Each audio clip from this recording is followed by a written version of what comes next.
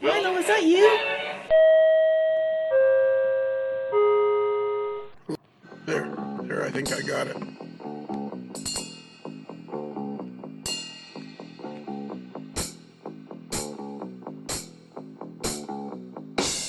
Tom? Lionel! Tom! Lionel! Do you have to yell? I'm kind of waking up, buddy. Take it easy. Well, I'm just taking my cues from you. Turn her down a decibel or two there, will you, buddy? Okay, I can do that. So who feels worse, you or me? I would say you, because I feel pretty good right now. Yeah, I feel like crap because I didn't make it to Bob Frischella's Zoom birthday. Yeah, I feel really, really bad about that. I'm usually, I thought it was on Saturday and I looked and it was on Friday and it's just like, oh my God, I felt really bad. But I did that weekend. I went out and got him a birthday card and I mailed it. And I also, he's selling his calendars on his website. So I ordered a 2021 calendar.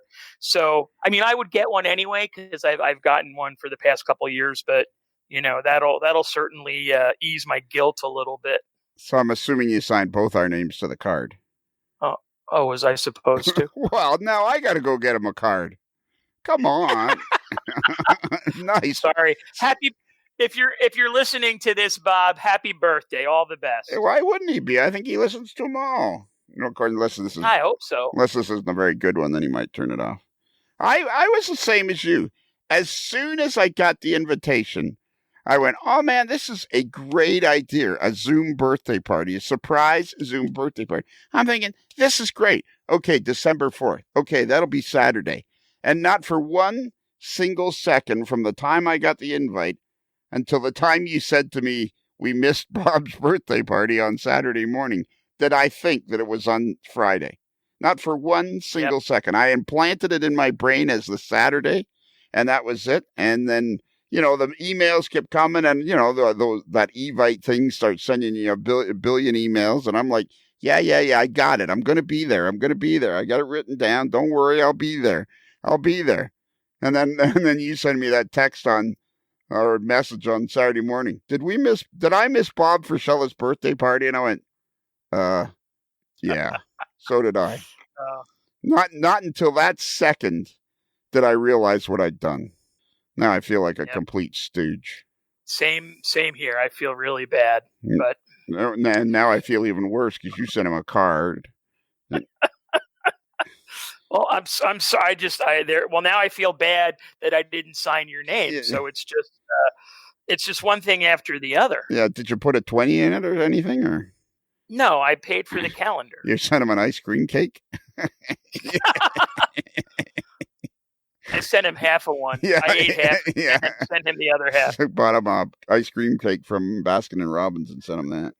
Right. So Tom, tonight we're going to do something really cool.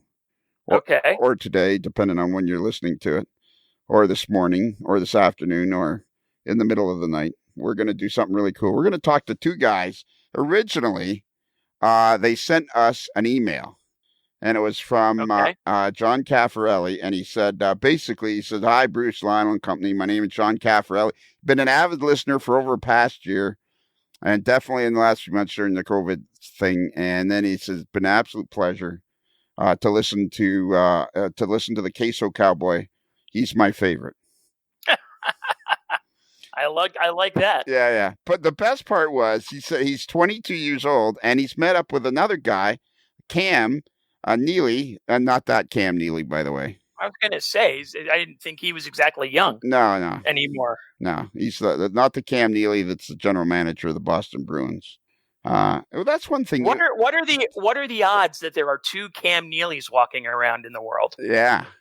How about that? Probably pretty slim, actually. Yeah, you would think. I would have to think so. You never know. It might be that Cam Nealy. And that's something you and I have in common. We have an uncontained dislike for the Boston Bruins. Well, my antipathy is somewhat more reserved for the Penguins, but Really? yeah.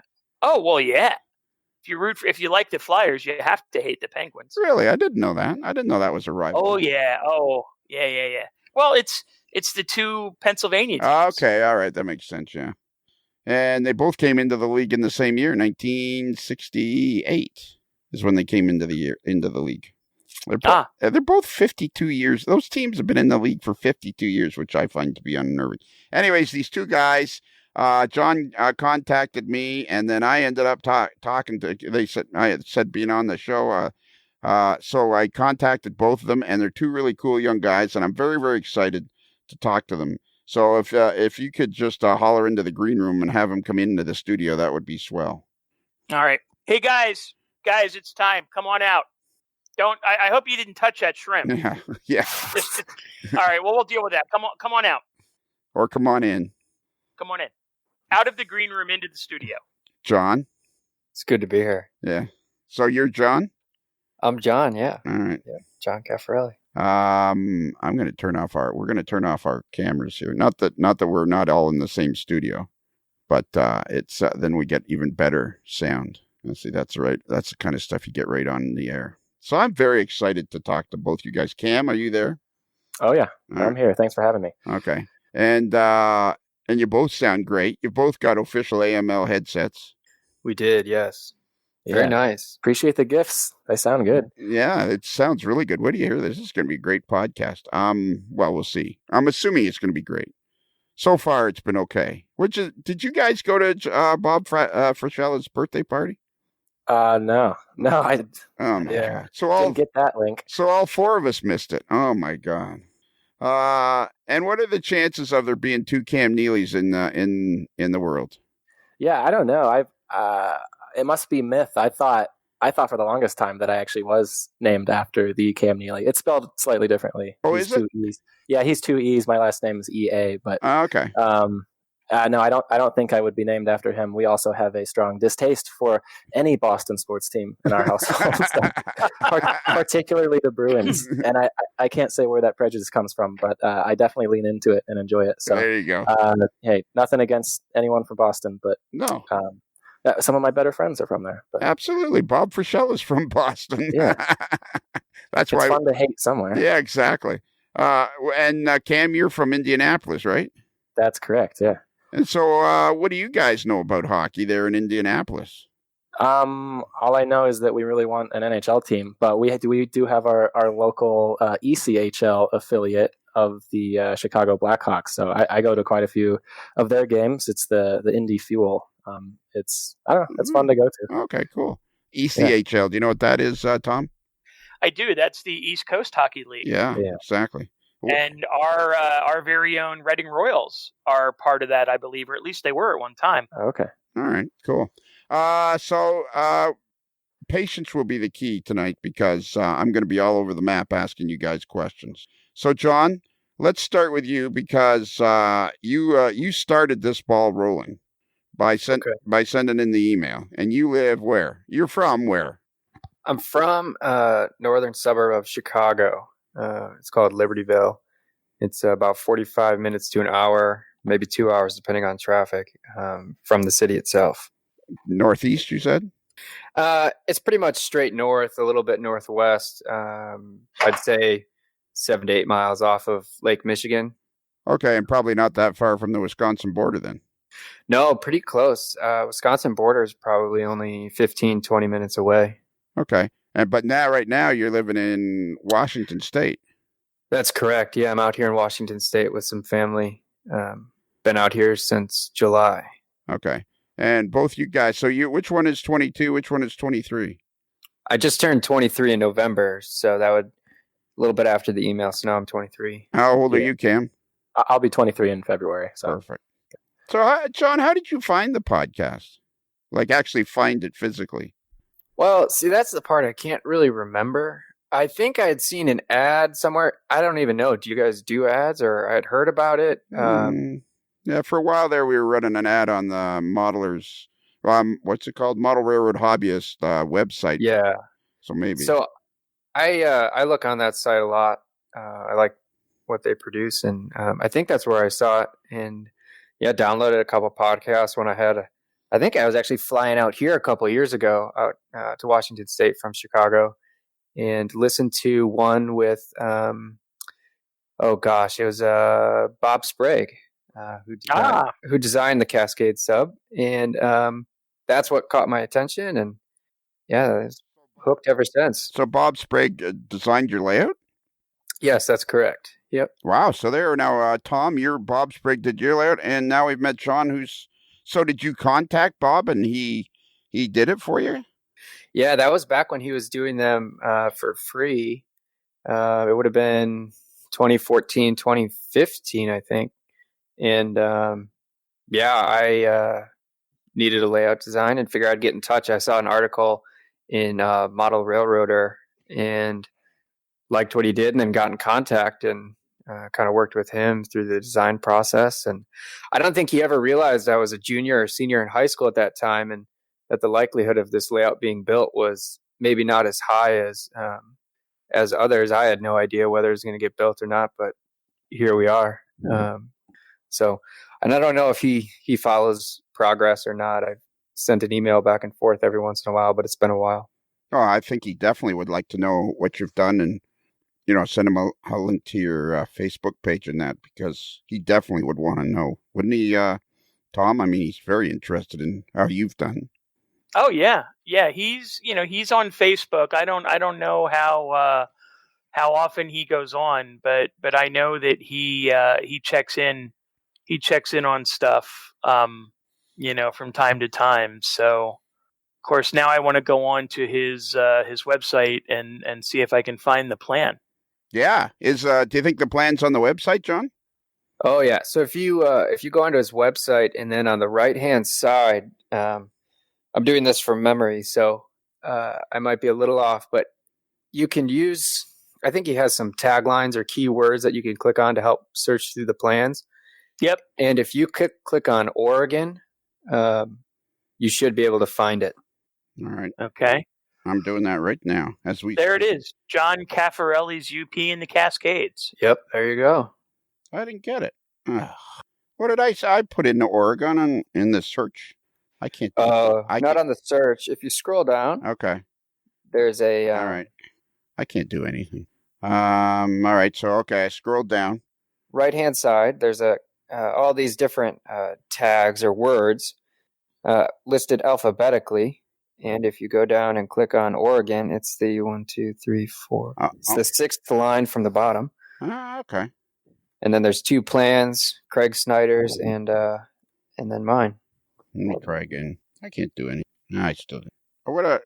Okay, I found that page where all the taglines are, so I just got to keep. So I see Pennsylvania and Reading, and how did you find it, Tom? I did what he had indicated over on that. I just went to bobstrackplans.com. Yeah. And then you go there it is. I found it, Oregon. Yeah. Hang on. Okay, yep. There it is. I found it. Hot diggity dog. Man, oh man. That's so cool that he does this, eh? I mean, so cool that he does this. And yeah, I was pretty blown away by it. Yeah, no. To be honest. Yeah, for sure. I mean, especially when you're like, 16, 17, like you said, and I mean, you can download the PDF and the whole 9 yards, which is what I'm doing right now. And and what is it? This is in what size room? So the room itself, well, I think the plan was designed to 11.5 by 16.5 maybe, but the room actually turned out to be a pretty clean 12 by 16. So had to make some modifications as I went along, which was interesting at times, but so far has worked out pretty well. And you're building this in a room in your parents' basement somewhere, I'm guessing. Yeah, that's correct. It's at my parents' house back in Chicago, so have not been able to work on the layout in a while. And I really want to get into how you guys found each other. That's, to me, is a big part of the story. Actually, I think I'll be talking to you guys more than once, maybe too often. Maybe you'll get sick of us. So how long do you think you've been in the hobby? Like, are you a typical I'm pretty pumped that you guys are so young and you found the hobby and both of you are well onto the way of building layouts, and you're building quality layouts too, because you can find either layout. Let's see, John's is, or which the BNSF Plains division. That's you, right, Cam? Yeah, that would be me. Yeah. Yep. So if you're on Facebook, if you look for BNSF Plains Division Layout, that's Cam's Facebook page. And then John's, I really like the picture at the top of your page, John. Union Pacific's Cascade Subdivision. Union Pacific Cascade Subdivision in HO scale. And that's another long name. Have you guys ever heard of the Reading? What's the name for yours, Tom? Your Facebook page? You mean the whole thing? Yeah, the whole thing. It is Tom Jacobs' 1970s Reading Company crossline layout. Hey, good mouthful. Yeah. Truth in advertising. Yeah, that was a great idea too. You had starting a Facebook page. It was. I couldn't believe the flash of genius that landed in my brain. Yeah. So John's is the Union Pacific Cascade Subdivision in HO scale. So if you look for either of these Facebook pages, they're both really good Facebook pages too. I'm a big believer in this because that's kind of how you two guys got connected, right, Cam? Yeah, so I have a Facebook, YouTube, and Instagram page, and I don't know what John ran across. I think the Facebook page, and he got in touch with me. I don't even remember now. It was over a year ago at this point. And he just messaged me through my page and said that he was working on a similarly sized layout of another Western modern US prototype. And I took a look at it, and it's real quality work. And I was just excited to come across it. And I couldn't believe that he reached out, and I hadn't seen his layout before. So I was just super excited to be in touch. And we've been in touch ever since, and had a couple operating sessions and tests, and I've visited his layout and got a bit of work done on it. So it's been great. Yeah, you guys have become fast friends like in a pretty short period of time. Oh yeah. Oh, for sure. Yeah. Yeah. So John, what prompted you to contact him, do you think? So I had been aware of his YouTube channel for a while and kind of watched some of his videos and figured out that he was a younger guy. I don't know, maybe some context in videos that led me to think that we were probably close in age. And I was interested because we were doing very similar things and seemed like we had a similar mindset on a lot of aspects that we were trying to achieve in our layouts and in our modeling, and figure I'd reach out. I think that is the coolest thing. That's what excites me more than anything else. I mean, I say that about people, older people, or people, my age, or people from any age, any decade, 20, 30s, or teens, 20, 30, 40s, 50s, 60s. And I mean, the four of us could go out to lunch. By the time we're finished this discussion, the four of us could all go out to lunch and be quite comfortable doing it. And that's what excites me the most, is that here we are, like you guys are just, you're both in your early 20s.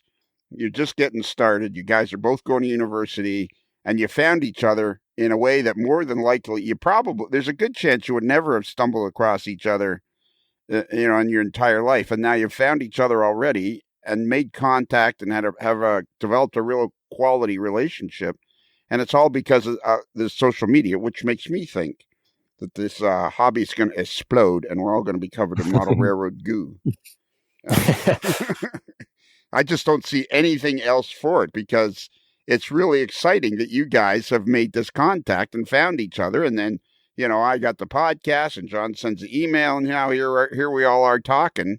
And I mean, we talked a little bit briefly to check out our audio before, but I mean, you guys could tell how excited I was back then, because I think this is what's going to make the hobby just grow and grow and grow and become cooler and neater, and more people will find it, because you don't need to build a layout of any size. Because lately, John, you've been posting pictures of cars you've been working on and stuff like that, and I'm sensing that you're getting as much enjoyment out of that as you can.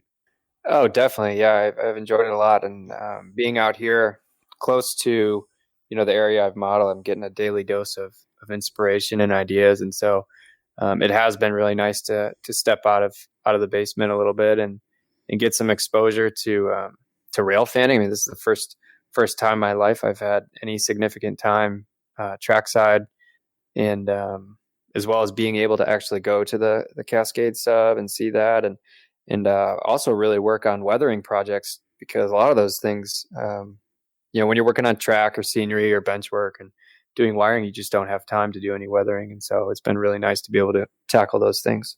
Yeah, it's really cool. I got like a bazillion questions, and Tom, don't hesitate to jump in whenever you have a question, obviously. But I don't think I need to tell you that now. I'm just so stoked that you guys found each other this way. I just think this is the neatest thing.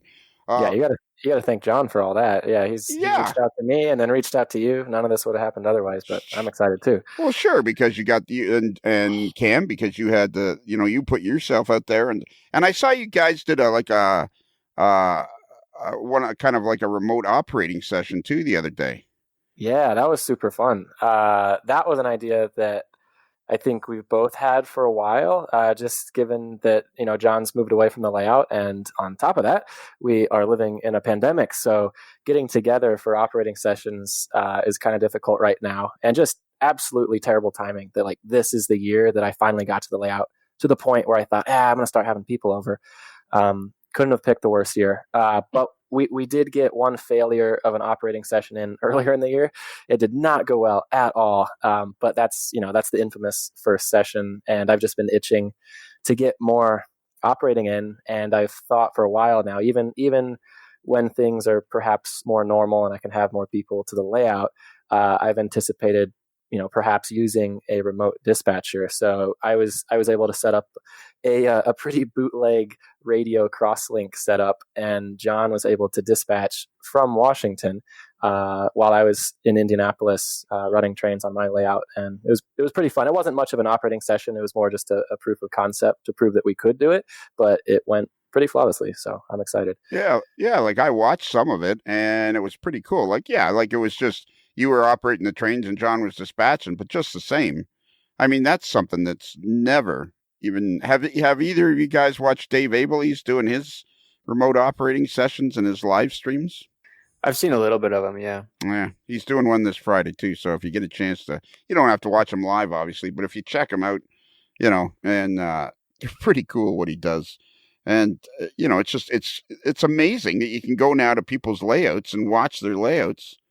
Oh, it's pretty cool. It is very cool. This is going to be like a crappy interview, because it's going to be a whole lot of me going, oh, this is cool, man. This is cool.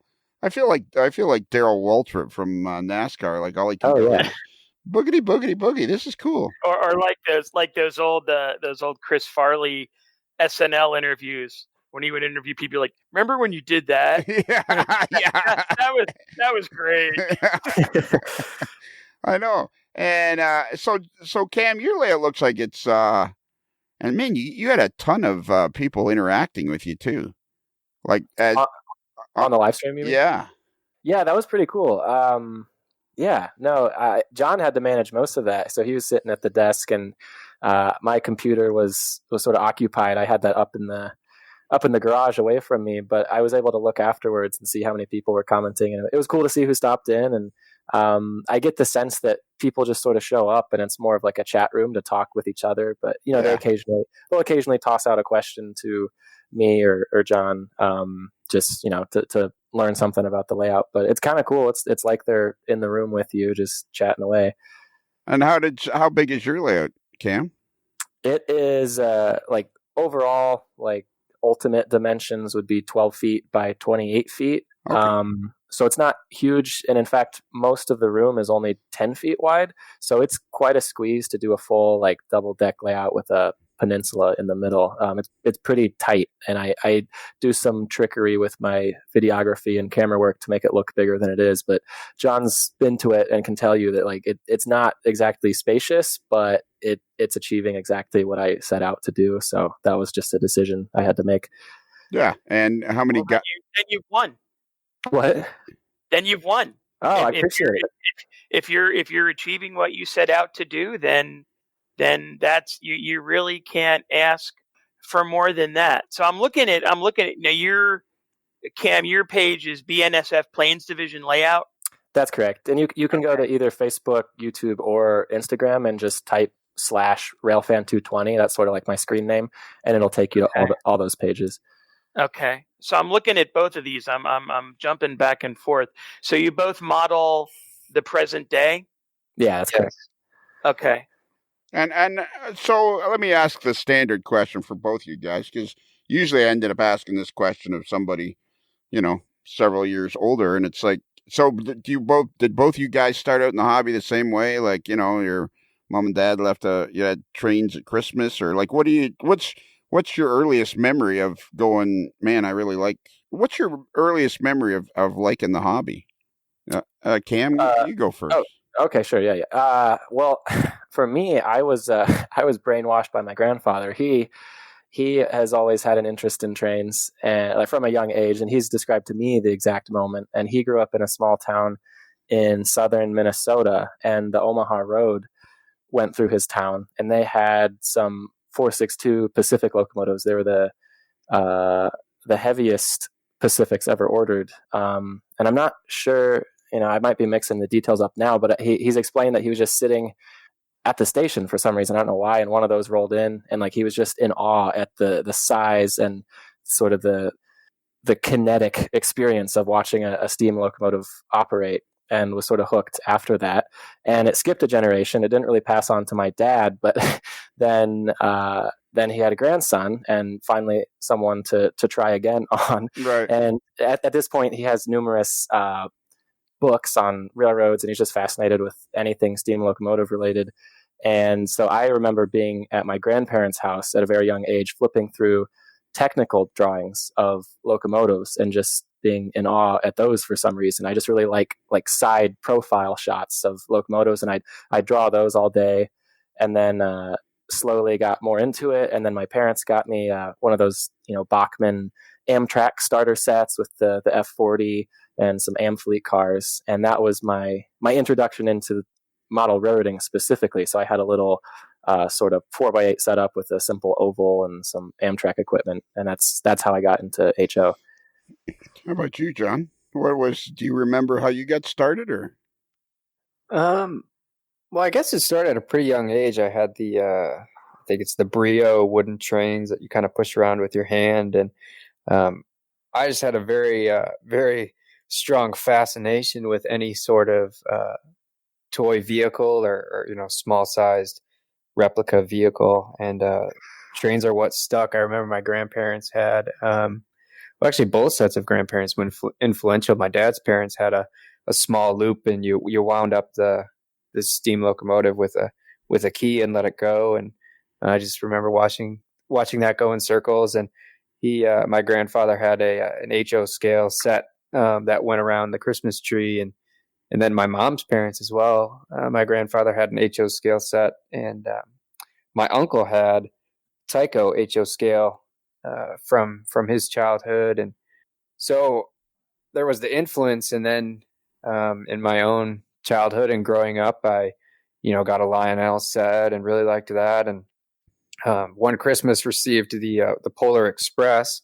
I think it was maybe one of the newer ones with where the track has the ballast on it. And I just remember that being a really influential Christmas gift that didn't come down until probably May or June in the basement, and finally convinced my parents and to be able to put up a more permanent 4x8.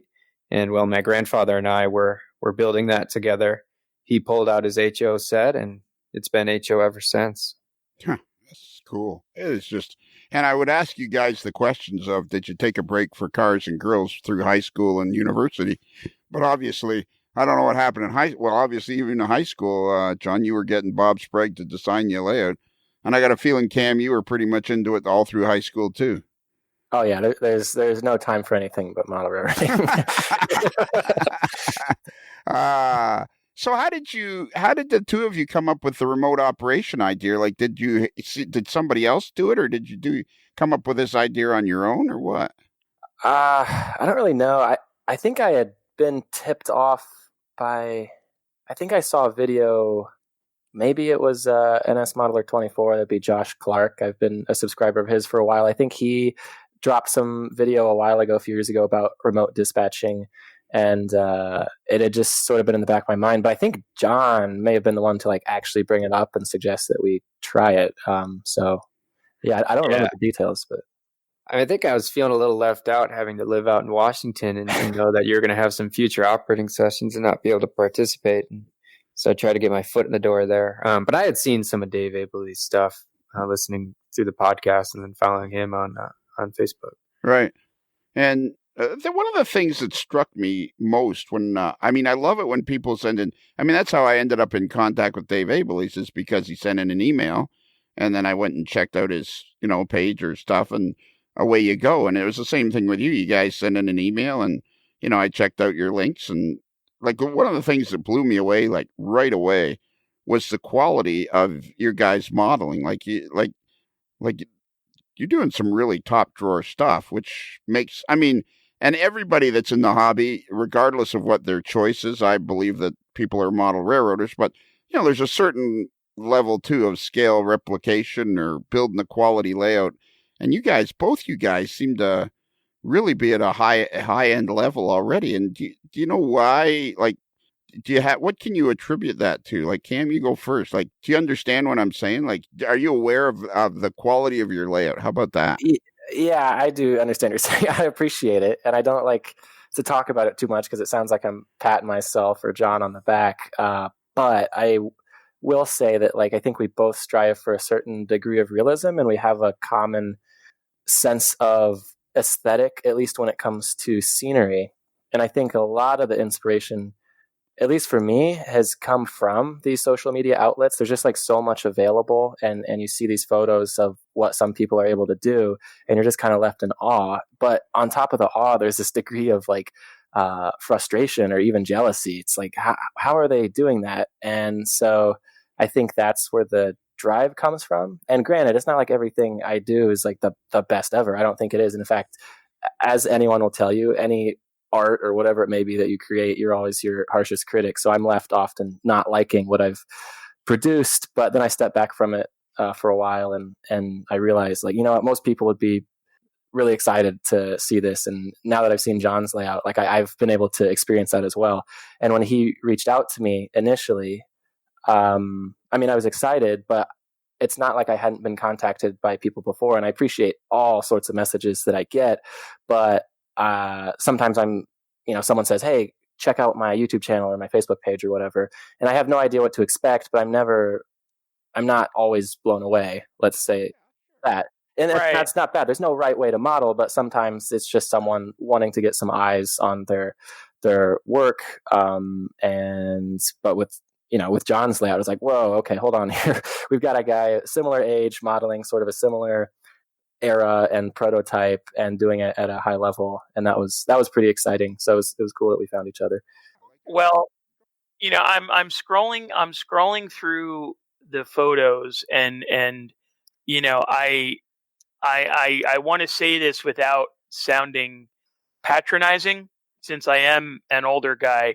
I am really, really impressed with both of your layouts. I can see from all of these, I'm looking particularly at these, the photos showing your construction techniques, and it's very clear that you guys are really diligent about some of what maybe we want to call the fundamentals of layout construction and modeling. I see the way you're building your bench work looks really, really sturdy. I see there's a picture here. You've got some metal bracing in addition to screws and everything. John, and I'm really digging the painted backdrops and the way that you've cut, some of the fascia, to have the contours of the mountains and stuff. Your wiring is very neat, much neater than mine. But no, and Cam, same here. I as I'm seeing the same thing with your bench work and your fascias and things like that. You guys are really you should really be proud of what you've accomplished so far. I mean, you guys are doing it right. I mean, it's clear that, you're, and I say this, and again, I'm probably going to sound like a real jerk, but, sometimes, youthful enthusiasm gets in the way of doing it right. And paying attention to those details that pay off in the long run. And that's a lesson a lot of us learned. I learned that same lesson when I built my first layout, and it didn't run for crap. But what I'm seeing here is really, really impressive. So, you guys, it's perfectly okay to pat yourselves on the back, because it looks like you guys are both building layouts that are going to give you both a lot of enjoyment for, a lot of years. So, kudos to both of you for that. Yeah, that's for sure. Thank you. Yeah. Much appreciated. I love the compliments. We should do this again. Yeah. Well, it will be recorded, Cam. So. Yeah. Exactly. Okay, good. I can listen to it. Yeah. Well, and I'm really interested in, because it just goes to everything I've been beating everybody to death on about how social media is going to make the hobby explode. And I'm just like, how do you guys? I got some questions that I'm not sure I can put into the right words, because I feel like I've stumbled across. I'm kind of going, yeah, that's it. These guys. How do you guys? Are you guys much into magazines? Or are you guys mostly? Is most of your hobby information now come from YouTube and other Facebook pages and groups that you've belonged to? Is that where? Because at your age, I don't think you guys have known life pretty much without personal computers, have you? No, not really. No. And yeah. So I'm looking at a real cool scene on your YouTube video here of a meetup here, where across the doorway. It's really cool. Cam, what do your parents think of your layout? It's pretty cool that both of your parents have given you this much room and you get to enjoy it. Do they know that you're never going to move out of the house? They haven't found that out yet. Yeah. No, they're big supporters of it for sure. And actually, I think having the layouts got my dad kind of back into the hobby. So he enjoys the modeling side, but just having the layout around, he's sort of found himself really interested in photography. It's like prototype photography. So that's cool. Got himself a camera and now likes to take photos of the prototype and just the coolest scenery that we can find. So yeah, he's certainly supportive. I know he was skeptical at first, because the basement was his dream to complete, and he finally got the drywall done and it all painted, and it was sort of like the perfect little man cave.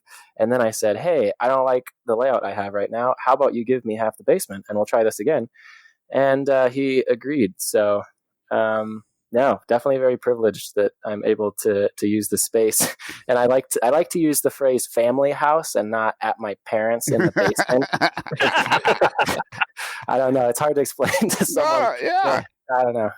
Well, yeah. So no shame, but no. And and it's different times now. You're not okay. It's in your parents, or like you say, the family house. But man, your parents must just think this is cool, because you guys do such a great job. That's a good question. That's kind of what I was trying to aim towards. So both of you take a turn in answering this question. Both of you have built real quality layouts, and do you feel like you had a lot of access to information, when you wanted to start doing scenery?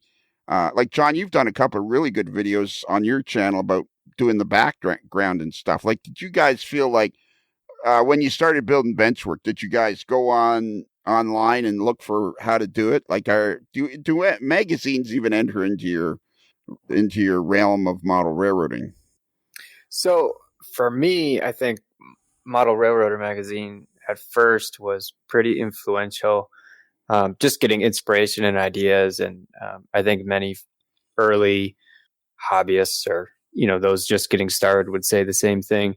But I had a yearly subscription that a family member gave as a gift, and enjoyed that for many years, and still enjoy that. But I really noticed that a lot of the things that I was trying to do just weren't covered to the depth that I required to be able to do it well.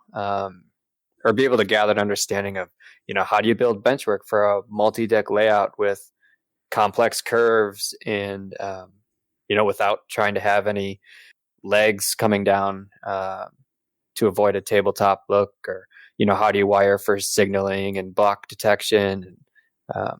So I think there were some magazine articles that were influential and provided ideas, but really, as my passion for the hobby progressed and as the layout has developed, it's really come from social media, YouTube, a lot, being able to see how people do things.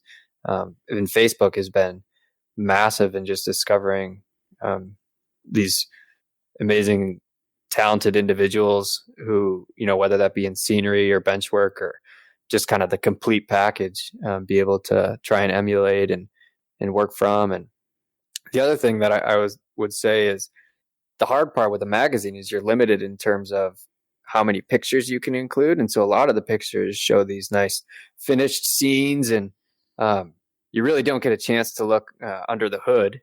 And so Facebook and YouTube allows that to be able to understand and study how, people have put together these things.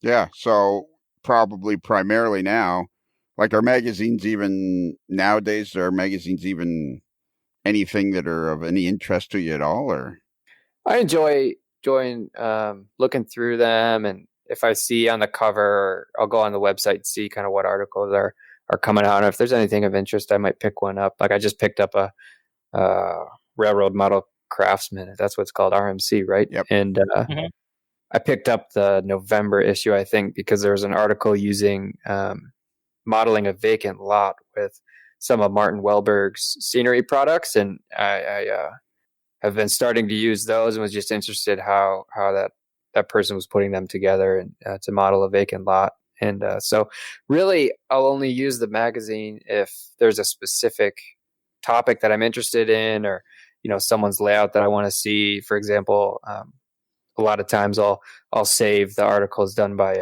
Pele Soborg in his Union Pacific modeling for inspiration and ideas. But other than that, it's really not much time is spent with magazines at all. How about you, Cam? Where do you fit in as, like, you the same way you started out with magazines but ended up here, kind of thing? Yeah, I'd say it's a similar story. I'm still very fond of magazines, and I think it's perhaps a premature nostalgia because I just enjoy looking through them. And there's also this editorial quality that you don't always find with posts on Facebook or wherever it may be. Of course, there are guys who do it very well, right? People who are super organized and post fantastic pictures. And the plus side to a Facebook or Instagram or YouTube is that you can directly ask questions and get answers within minutes if they're responsive people, unlike myself. And so I enjoyed that aspect.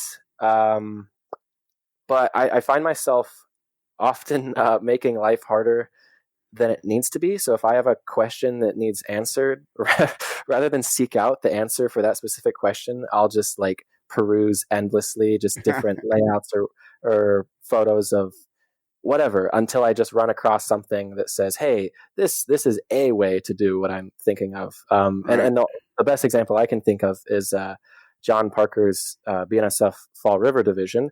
I've taken a ton of inspiration from that layout, and I primarily found that through YouTube initially, and then found out that he had a website. And when I was thinking about doing my scenery work, I wasn't sure which direction to go. I thought, well, maybe I'll do, the foam, right, the carved insulation foam as the base, or perhaps I'll use the cardboard lattice with the plaster level or layer on top. And I saw some photos of his layout in construction, and what caught my eye is that he seemed to be using rosin paper as his base. And what I realize now is that what I was seeing is really just an intermediate step, but my mind, I skipped right to the final step, and I thought, whoa, he's like just doing a paper base and then putting the dirt and stuff on top of that. So anyway, I asked him some questions about his methods and sort of augmented what he told me to fit my needs. So all that's to say, that's sort of the upside of using Facebook or YouTube. But from just a pure enjoyment perspective, I still enjoy looking through magazines like Model Railroader, and in particular the special issues like Great Model Railroads of whatever year. I just like to see and discover a nice, complete article that someone's written and curated, especially for that issue. And before we go on, because Dave Abley's Uncle Dave, as we call him here, is like just super stoked about being involved with Model Railroader. We all enjoy his most recent article, Forbidden Places. We all agree, right? That's like just one of the best articles we ever read. It was, I think, in the December issue of Model Railroader. So we all agree about them. By far. Yeah. Haven't even read it yet. Yeah, there you go. Exactly. Best I ever will read. Yeah, there you go. Man. Is he signing those? Can I frame it? Yeah, that's right. That's what I'm going to do is I'm going to buy one and get him to sign it. And then he's bringing out this signal book, which actually will probably be coming out around the time your guys, this podcast is released. Don't lose your headsets because we're going to be talking. You guys are going to represent everything. Like, this hobby is way bigger than anybody. Have you gotten that sense at all from because really social media has been around about 10 years since you guys were 12 and 13 years old. Like, do you get the sense that the hobby's bigger than people realize only because of how much access we have to each other now? Does that make any sense? Does anything I say make any sense? Yeah, sometimes. Yeah, okay. No, but definitely, I'm sometimes shocked. In particular, let me restart. I occasionally do custom work on rolling stock and other equipment and sell it on eBay just to make a few quick bucks and turn it into more locomotives and more cars or whatever. And there have been a couple times where someone will pay way more than I would pay for the item that I just listed, and I think, oh, that poor soul. But then I realize, like, wow, they really want that, and I look at like where these people are from, and I don't ever have like repeat customers, if I want to call them that. And I think this would be especially true for people who like actually do custom work for a living, to just see the sheer number of clients that they alone have, and then to realize that there are plenty more people also doing custom work. And I've come to realize that there's just thousands and thousands of modelers out there who are willing to pay money for models that they see through other outlets like YouTube and Facebook. And then on top of that, like, there's the people who comment on the pages that John and I run. And then there are numerous more that just, they don't interact at all, but they're still seeing it. And it just means that there are far more people out there who aren't sharing their layouts like we are. And that's not bad or anything. It just, it makes me think sometimes that like there just have to be amazing layouts out there that we're not seeing. That's like, I stumbled across, I was looking for layouts around west of Pittsburgh and just, west of Wheeling, west of Pittsburgh, in that area for somebody. Railroads. I was looking there was a particular prototype railroad I was looking for. And I stumbled across these guys in mid-Ohio, kind of mid-northwestern Ohio, probably not that far from Indianapolis. But anyways, they have this basically 50-foot by 70-foot layout that him and his dad are building in this outbuilding, in this second floor of a building. And it's just spectacular. And they've only got like 160 people on their Facebook page. And I reached out to them and I said, would you guys be on the podcast? And they're like, nah, we're trying to, we're really not that interested. And I'm thinking, you guys are building an absolutely spectacular, and it's the same, and it's a quality layout. And you're thinking, my God, how many people are there like this out there? And I think that's, again, the hobby's going to explode because of you guys, you guys perfectly. So I want to know more about this story. See, this is when we know we're in trouble, when I'm just like rambling. So I want to know more about this story about how you guys found each other, because you've actually, after you found each other on Facebook, like you started, you'll start exchanging messages, and then you kind of realize you guys are both on the same track, and then you decided to meet up in person, eh? Well, first, let's acknowledge that was a pretty good pun there, on the same track. That was pretty good. Yeah, I know. Yeah, that was good, yeah. Almost as if I did it on purpose. Wow. Almost. Yeah. You guys, Yes.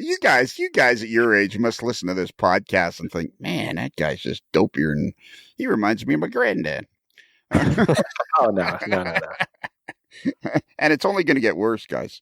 It's not going to get any better. Hey, lean into it. What's that? I said lean into it. Yeah, exactly. Lean into it. So okay, so you guys find each other on Facebook, and at this time, John, you're living north of Chicago, and Cam, you're living in Indianapolis. So for people that don't live in North America, and people who live in, we got people listening to us in Chile and Italy and all over the world. So Indianapolis and Chicago are basically right in the middle of the United States. And how far apart are they by car? It's like 2.5 hours, probably 3 hours to where John is from my house. Yeah, so it's a 3-hour drive. So at some point, you guys decide, let's meet up in person. Yeah, so I went to school at University of Notre Dame in South Bend, which is just north of Indianapolis, about 2 hours. And so I think it was in January of the same time of year that I reached out about a year ago.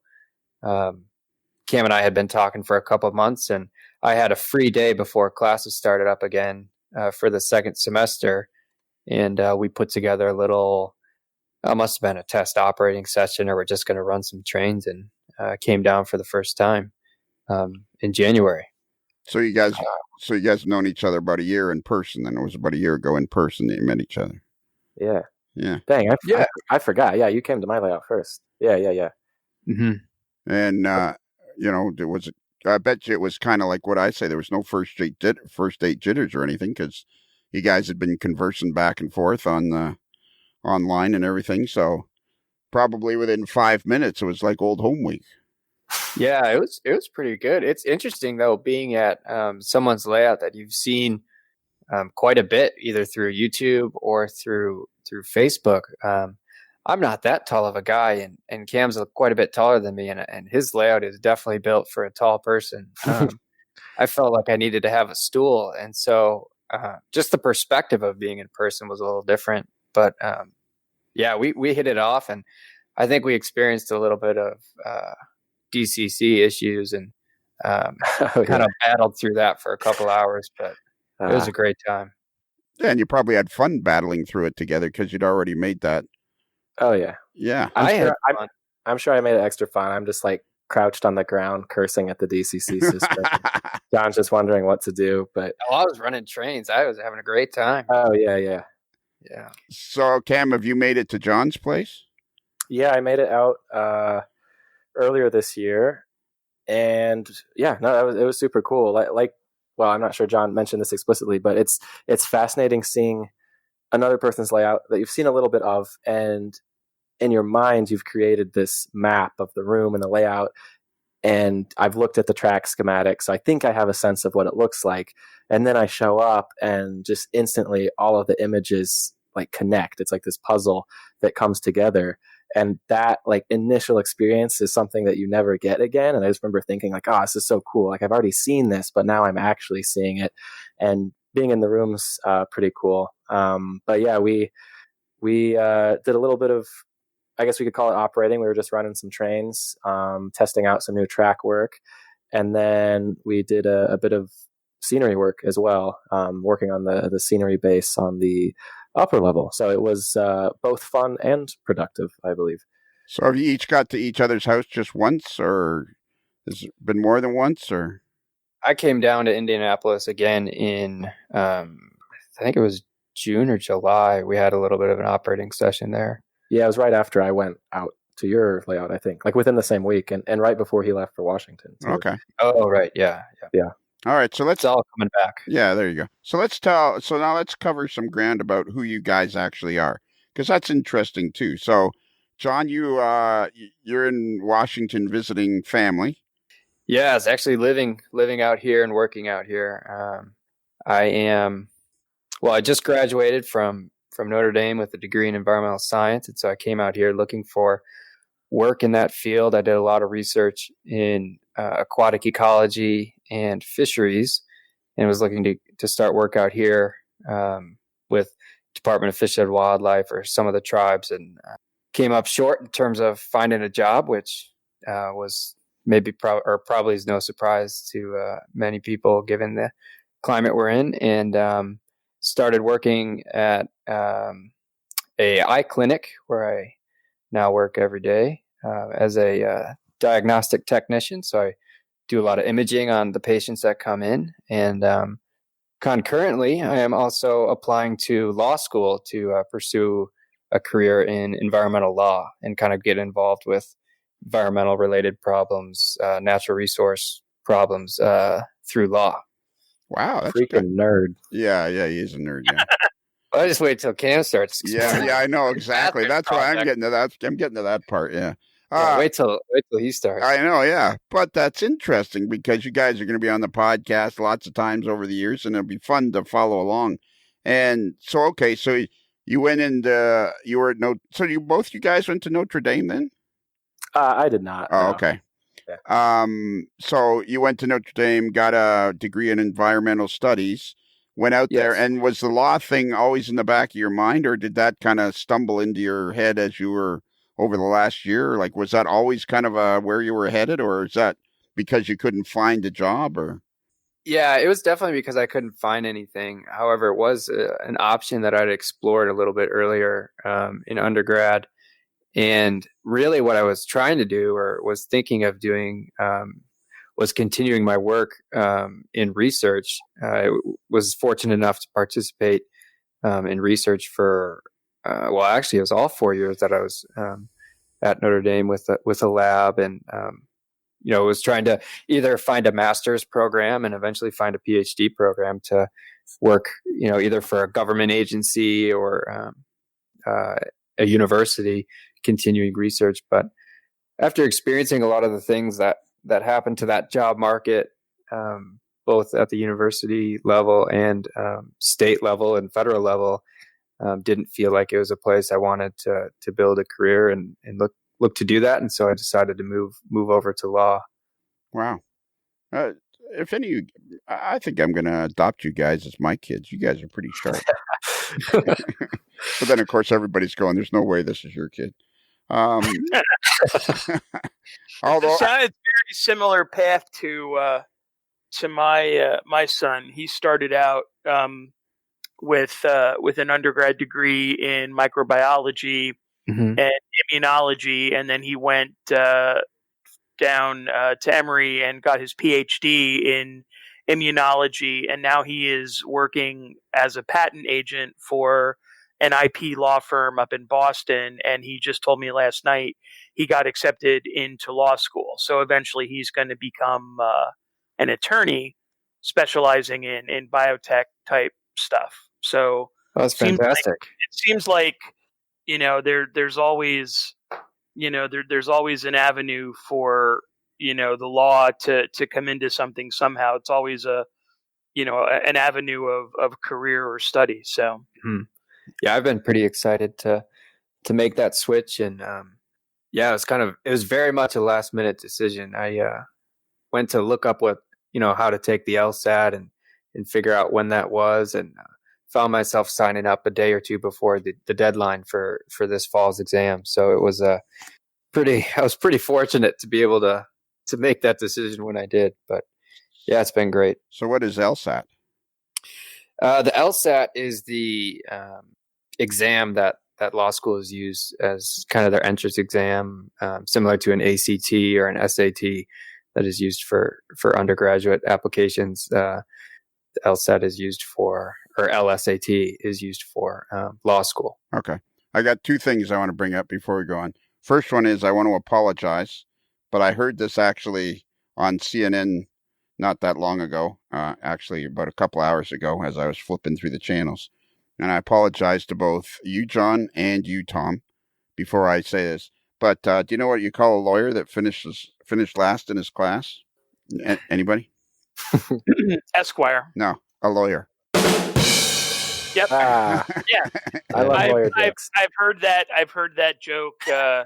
I've heard that joke many times, but in reference to doctor. Yeah, exactly. To anything. It works for anything. And I should actually edit that out, but I probably won't. So we'll find out, right? Yeah, exactly. You're gonna have Chris is gonna be on your case. after Oh he hears yeah, that. yeah. Chris Fitness, our buddy Chris Fitness. Yeah, exactly. Yeah, he's 2 headsets in. I sent him a second headset and Christmas socks. I didn't send either of you guys Christmas socks. I hope you're not offended. No offense taken. The only 2 people got Christmas socks. So anyways, I think that's really cool. I think that is really cool that we've stumbled on, that we've found each other at this point in our lives. And what was, oh yeah, the other thing I was going to say is, so John, you've been working in an eye clinic? Yes, that's correct. Okay. So everybody knows a lot of people know my medical history. We won't go into that, but lately I've been having problems with my eyes. So they've decided that I have some sort of accelerated cataracts thing. It's all going to be looked after. No need to worry. But I have a question for you, John, that you might be able to help me with. Sure. The doctor that's going to operate on my cataracts wears glasses. Should I be concerned? No, you should not be concerned. It seemed a little. First time They're I human met. too. That's what's wrong with me. Is the first time I met him, about 3 minutes in, I heard my brain going, "Lionel, the guy wears glasses." Yeah, look how that worked out for him. Yeah, exactly. All right, let's get okay. So, Cam, what's your story? So, John, do you know what university you're going to for law school? I do not. Nope. Still submitting those applications. So maybe next time we talk, or we'll know. So. And do you have any hopes and aspirations of a particular school, or? I'd really like to go back to Notre Dame. They have a pretty good law school and a good environmental program. So I'm pretty interested in that. And then there's some schools out here, University of Washington, University of Oregon, that also have a good balance of law program as well as environmental concentration. And I would imagine, I don't know anything about getting into university in the States, but I'm assuming because you're already a Notre Dame graduate, that's got to lean somewhat in your favor when you apply, I'm assuming. I certainly hope so, but we'll find out if it's the right fit. Right. And do you know Rudy? Not personally, but I have seen the movie. Okay, exactly. Yeah, I guess that would probably be kind of prerequisite at this point, wouldn't it? Actually, the first time I saw the movie, I think, was my sophomore year. They just finished some renovations in the stadium, and they showed the movie in the football stadium. They showed it on the jumbotron, or the big screen, and all the students were sitting on the field, and we had our blankets out, and some were tossing a football. But yeah, that was the first time I ever saw it, which made it quite a special viewing. But yeah, no kidding. But it's not necessarily a prerequisite, but it helps. All right. Okay, Cam, what's your story, buddy? It's a pretty interesting one. So where did you haven't graduated yet, have you? My undergrad, I have. Okay. Yeah. So what's your story, buddy? So I started at Purdue University in Lafayette, Indiana, as a biology major, and quickly realized that I was in the wrong major. So I switched to anthropology because my interest has been, and I guess that's the same as continues to be, primatology. So I'm really interested in primate behavior and such things, and anthropology is sort of the right degree path to be in. So only did a year at Purdue, and then I transferred to IUPUI, which is Indiana University and Purdue University's joint campus in Indianapolis, and it's basically the longest university title ever. Yeah. But it's really cool. It's a cool urban campus. And I did a couple years there, and then randomly graduated a year early. Again, not patting myself on the back. And here's the key, kids. What you should do is both change majors and change universities, and somehow you earn credits. I don't know how the math worked out on that, but I cut off a year. And I only bring that up because I sort of spent a year in limbo, and I found myself in a research lab at IUPUI. The lab does research in paleoclimatology and sedimentology, and basically we recreate past climatic conditions using lake sediment. And at this point, this is my third year in the lab, and this is my first semester in my master's program with the same lab group. So I've started my master's degree in geology now with this group, which kind of happened randomly. It started as an internship, as just sort of I had a professor who put up a flyer and he made it sound interesting. So I signed up for it, and here I am. My plan was not to get a degree in geology, but I'm doing it, I guess. And I think it offers some marketable skills, and I hope to continue after the master's with a PhD back in my primary field of anthropology. Holy mackerel. Yeah. Are you guys okay talking to me? We'll see. Oh, absolutely. Yeah. I did really good in grade 12 geography. Oh, you know what? I haven't taken a single class in my degree field, so it's all right. This was my first semester taking a class in geology. I'm like, what is going on? Like, am I supposed to know these rocks and stuff? I don't know. I'm pretty happy with my life, but it seems like I'm like, well, I can count to 10. Very, very cool. Very, very cool, you guys. So is it going to be hard to find a job in anthropology? No, I don't think so. It is an interesting conundrum. I almost brought that up jokingly. You tell someone that you're getting a degree or have a degree in anthropology, and they think, what could you possibly do with that? And they also think that you dig up dinosaurs, first of all. Right. Like, oh, yeah. Okay. So you find dinosaurs, right? I'm like, no, you idiot. It's people. But no, so I think really the primary path is academia. Like, I think the best option is to go into research, and that's what I wanted to do. So that's why I went with that degree. But turns out there's actually there's a lot you can do with an anthropology degree. In like cultural resource management, in museum studies, or even in corporate positions. They hire anthropologists all the time to do market research and things like that you typically think of sociologists doing, but it's an extremely broad field, and it gets pretty specialized. So I hope to work with primates and research animal behavior and ecology and things like that. But for now, I'm looking at lake sediment, so it's a very different field. I just had a thought, Tom, and I want your honest opinion about this. Sure. You know how I'm always saying, the cool thing about model railroading is that you could have one of the world's greatest brain surgeons in Boston, and who's a fine human being, and a guy in Austin, Texas, that drives the UPS truck and is also a fine human being. And if these two guys find a common interest in, I don't know, an SD-40-2 that was with the Missouri Pacific, they will become lifelong friends and good friends and mean a lot to each other. And, absolutely. Yeah, which is one of the coolest things about model railroading.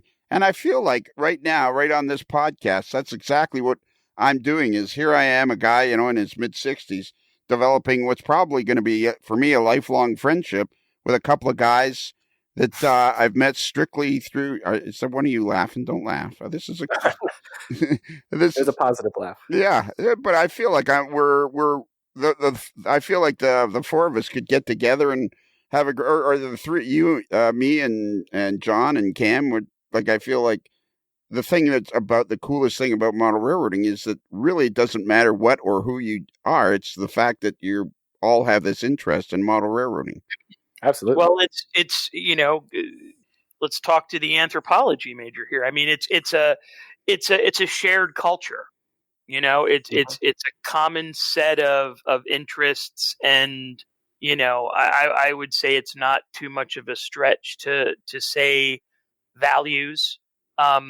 It's very much a community, and it's the hobby that is the glue that binds all these different people together from all walks of life, all careers, all races, genders, all of that. There's it's the hobby. It's this fascination with little trains, whether that's the scenery or the or the electronics or what have you. It's that common element that binds us all together and makes it how it's that common language that ties us all together. Mm-hmm. Yeah, it really, really does. And do you guys get that sense at all? Oh yeah, it makes it easy to get to know someone, I think, because Honestly, I'm an extremely awkward person, and I'm not exactly an extrovert. So, I don't like seek out interaction, but if we have a common interest, it's pretty easy to just start talking about what you like and get into it and have meaningful conversations. Well, yeah, exactly. I mean, I've had that very same conversation with Chris Costello, who thinks of himself as somewhat of a he's not an extrovert, and he's very thrilled with the community of the AML Nation. And Cam, I wouldn't have guessed from like I feel like you and I could go out to lunch. No, but seriously, I'm not laughing at that proposition. I'm imagining myself being a social individual. That's what I'm laughing at. Well, yeah, but we are. But that's how easy it is for us. That's what's the great clue about this. Now, keep in mind, regardless of the fact that you're almost 23, you will be paying. Absolutely, yeah. Hey, you got the headset, so that's cool. Yeah, exactly. There you go. So I see that both of you are weathering cars and stuff. And Cam, you said you've sold some of your stuff. Yeah, I have. I for a little bit, I fancied myself as someone who could actually make a reasonable amount of hobby money, weathering and selling locomotives and cars. And then I realized that that's a ton of work. So now I just do it on a whim when I feel like it, or there's something that I think I could get a fair bit of money for, or I just get tired of a piece of rolling stock or a locomotive that I have and want to sell it off. And I have to admit that one of the advantages to having a social media presence, and mind you, it's not like a huge presence, but it's like low / middle of the pack in the model railroad world. But on YouTube, if you have 10,000 plus subscribers, it helps to post a video before you sell something. And now everyone's like, oh, cool. Now we know what he's offering. And so that sounds kind of sleazy. Like I'm leveraging my fan base to just get as much money as possible, but it's not like I'm making money off the hobby. It's more just a convenience for me to be able to say goodbye to a locomotive or a car, to make a bit of money off of it and get something out of it. So I don't do it regularly. But I think, actually John's been doing a better job of weathering and selling stuff lately, and it looks great. Yeah, but I mean, I don't think, no, it's not sleazy or anything like that. It's just, people are in, like you were talking earlier about how, you're surprised at what some people will pay. And I think that's really important. I've had this conversation with Rob Arsenault more than once, and I got to get him back on the podcast. Hey, Rob, how you doing, buddy? Like a lot of people don't feel confident enough to do weathering or whatever. And it's, it's no different than, I got 2 Harley Davidson motorcycles, and, they cost me more than a couple $100 each. And it's whatever you're interested in. So if you see something that somebody's done and you want it, you're prepared to pay for it.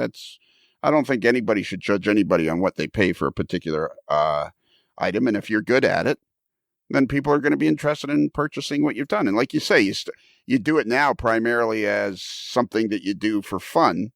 Or if you have a piece of rolling stock that you don't want anymore, well, somebody else might want it. So it's period, end of sentence. How about you, John? I see that you've been posting quite a few pictures lately of weathering rolling stock, because obviously you're not at your layout. So yes, weathering and selling rolling stock has kind of been my scheme to grow my fleet of equipment, and so I have been purchasing 2 to 3 cars at a time, selling one to pay for the rest, and then continuing that cycle. And so that a lot of that work that you're seeing there is those cars that will be for sale. That I've been, again, like Cam said, absolutely amazed and shocked, not only at the prices people are willing to pay, but how fast they've gone. I don't think I've had a piece of rolling stock on eBay for more than 2 days before it's sold. And, in that process, I've been able to acquire some new equipment and flesh out some of these trains to be able to operate the Cascade Sub realistically. Yeah. And do you guys have a particular manufacturer that you enjoy? I just was looking here, young Mr. Nealy, your page has your Railfan 220. You have like 11,000 subscribers on YouTube. Yeah. I forget about that sometimes. Yeah. So you have a lot of subscribers. I need to post more. I feel terrible. Like, yeah. Yeah, it is a bit of work, and like I'm not squeezing all that I could out of the channel. It could be a full-time job if I made it one, but I try to keep people updated as much as I can. Well, yeah, and that's actually that's cool. Again, that's one of the things that's. I mean, yeah, you're keeping people updated. That's what Tom does with his Facebook page because, like I told him a long time ago, I said I don't know why you're having a Facebook page. I don't think it's worth it, but if you do, then people will be able to see what your work is. You guys are just the coolest. I'd like to think so. I think it is so cool. John, what was it that made you take the jump and send an email? What was it? Do you remember? Like does the podcast? I probably this is a question I got to ask you guys because I started the podcast mostly as this will be fun. I get to listen to myself talk to people, and figured a dozen guys, maybe I'll get a 10 or 12 guys to listen to it. So this is a great question for both you guys. I'm always worried that I'm sitting here as like, it's a guy in his mid-60s. Is he going to be able to? Or is he going to be able to? Like I've gone from I don't care if anybody listens to now I'm concerned that everybody's listening because you don't want to leave anybody out. So is the podcast? Does it transcend all generations? Does it feel like that? Does it feel like I'm talking to everybody or John? I would think so. I mean, I really started listening to the podcast regularly this spring when we were sent home from school, and I mean, it was quite a disappointment to be home from school during my last semester, but also it was great because I had this unexpected time and a pretty big chunk of time to work on the layout, and the podcast was definitely the background and soundtrack to that. And looking back at a lot of the photos from the spring, it makes me think of some of the podcasts I listened to. And I think to answer your first question is reached out because, I just been immersed in this group of people, whether it's you, Dave Ableys, Tom, and the normal cast of characters. Like, I got to get in touch because, I've spent hours listening to these people talk that, it's hard when it's only a one-way conversation. But because of that, I think that's kind of the answer to your second question there. And absolutely, I think that the hobby, clearly for us, a lot of the influences in the hobby are much older. And so, that's kind of been the link to that spanned those generations and, be able to have conversation and meaningful interaction and do you guys enjoyment. Yeah. Do you guys have a sense of because I'm absolutely convinced beyond a shadow of a doubt that there's a whole pile of guys like you out there that in the 20 years ago, like when I was writing for MR in the late 90s or from mid 90s to, the mid 2000s there was really, when I started writing for MR, that was it, man. That's how you got in contact with people or that's how you got your stuff out there was MR. And do you get a sense, and I get a sense personally, I think there's a ton of guys your age or from 20 to say 40 that are involved in the hobby, but now are finding each other. I think that's why I'm so stoked about you two guys is because you've done exactly what I said is you guys have found each other. And now the enjoyment of the hobby has multiplied simply through the connection the two of you have made together. Because I'm assuming you guys talk about all sorts of things now rather than just trains. Yeah. Mainly trains. It generally revolves around model rareting, but as I said, there's not much time for anything else. Well, sure, yeah, but I bet you're both interested in, your life's journey. Like I'm sure both of you know a lot about each other. Oh yeah, for sure. And do you get? We spent an hour last night talking about preparing for Cam's presentation this morning, which was great. Right. I went over my thesis proposal information with John. Well, there you go. Break in the headsets. Yeah, you're breaking in the headsets. And apparently you didn't think that I had anything to add. But anyways, that's fine. Smart move. Do you feel like, so who are some of the other people that you guys are following on the internet? You talked about, and somebody I keep thinking I should contact is, you talked about somebody, NS Modeler, and I've seen his page too. Mm-hmm. Yeah, Josh Clark. I've been briefly in contact with him, and honestly, I think he was the first YouTube channel that I came across before I even started mine, and he was sort of my inspiration because I saw his layout and I thought, oh, this is so cool. I'd like to do something like that, and I thought, well, I don't know what the the logical train of thought, no pun intended, was, but part of me thought like, okay, so he's got this really cool layout and he has a YouTube channel. What I'm missing is a really cool layout and a YouTube channel. So if I just get the YouTube channel, then the really cool layout will follow. And magically, that did happen, I think. So I started a YouTube channel prior to this layout because of him. And yeah, he seems like a pretty cool dude. I don't really know him, but one guy that John and I both know now, and sort of a similar story. You've talked a lot about the connections that sort of this younger generation of modelers have been making because of these social media outlets. I was contacted, I don't even know when, by a guy named Arthur Bradley, and he does fantastic custom model work, sort of like Rob Arsenault, except he does much more. He does fantastic weathering, but on top of that, I think he does a lot of custom DCC and light work. And his page is Bradley DCC. So he reached out to me sort of in a similar situation to how John and I met. And I've known him for a few years. And then John met him this summer during our little operating session. And we've all been in touch since then. So sort of another similar success story to the younger modelers on social media. So how old is he? I honestly don't know. I've never asked, but I think he's like... I would put him right around 30. Yeah. Maybe he's a little younger than like that. late 20s. Yeah. Maybe 30. Yeah. Maybe 30. 30 plus or minus 5 years. Okay. Yeah. But he's probably not 35. Yeah, I don't think it's 30. Yeah, I hope he doesn't hear that. What month do you think he was born? Let's nail this down. Oh, yeah. He's definitely a fall kind of guy. Yeah, I could see that. September, October, maybe November. Yeah.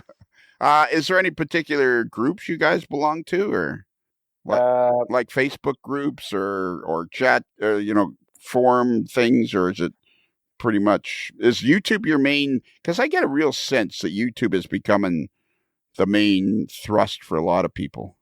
It's always been the main for me, at least. So the Facebook page and Instagram page are sort of a side deal. And I generally try to avoid Facebook groups. I don't know why. I just...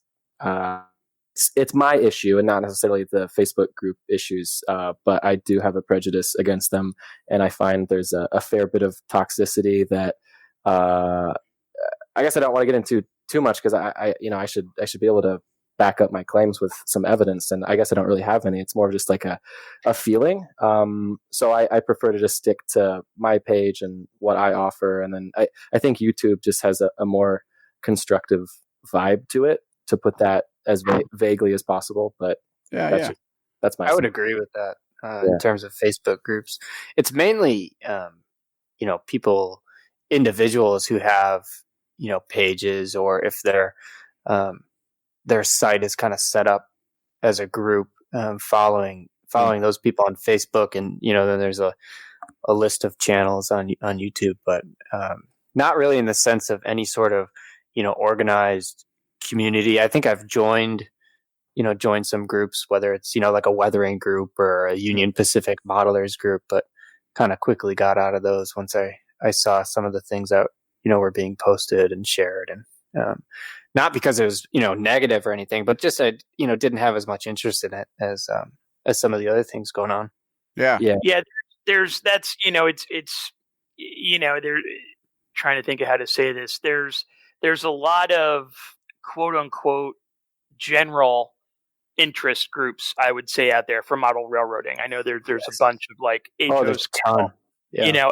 And when you're in a group like that, it's almost like the bigger the group, the bigger the scope of interest, which means the more likelihood that there's going to be mostly stuff there that doesn't necessarily appeal to you. Right. So, it is, it does take a little bit of work to really kind of find your niche into, the content that's out there on social media that really is going to, work and be valuable to you. Because I have that same problem. There's been groups that I've joined and I've left after a few weeks just because it wasn't really anything that I was I wasn't really getting anything valuable out of like the photographs or the posts or anything. Yeah, it's really uncurated and unfocused, which isn't a bad thing, because I think the one positive to those groups where it is just this open forum of whatever and whenever is that occasionally you'll get people sharing their own page or someone else's page, and that's how I discover some of these Facebook pages or YouTube pages that specifically focus on a single model railroad or a single modeler and their journey. And I'm much more interested in the story rather than just what these hundreds or thousands of people are doing at any given moment. And some of those people might do great work. I'd be much more interested in following their work every step of the way than everyone's work at some random time, Yeah, that makes a lot of sense. That makes a lot of sense, actually. Is it you're more focused maybe on a smaller group because it's on a particular subject rather than these general things where people are posting about anything, Yeah, that makes a lot of sense. What was the question I was going to ask you? Don't tell me. Let me guess. It was a good question too. Don't tell me. It's coming back to me. If I keep talking here long enough, it'll come back to me. Aren't they all good questions? Yeah. There you go. Somebody's been listening. Brownie points. Yeah, brownie points. It's always good to score brownie points. Was that 5 or 10 brownie points? Yeah. For those keeping score at home. Yeah. That goes back to I've been self-employed pretty much my entire adult life, and early on in the early days, I figured it was just because I caught a break, and then I started to realize it was because I work hard. And then I would start to have employees in my mid 30s where they would. I realized in my mid 30s that employees that suck up to me, I was okay with that. Oh yeah, I know. I remember. So how did both you guys end up modeling Western railroads?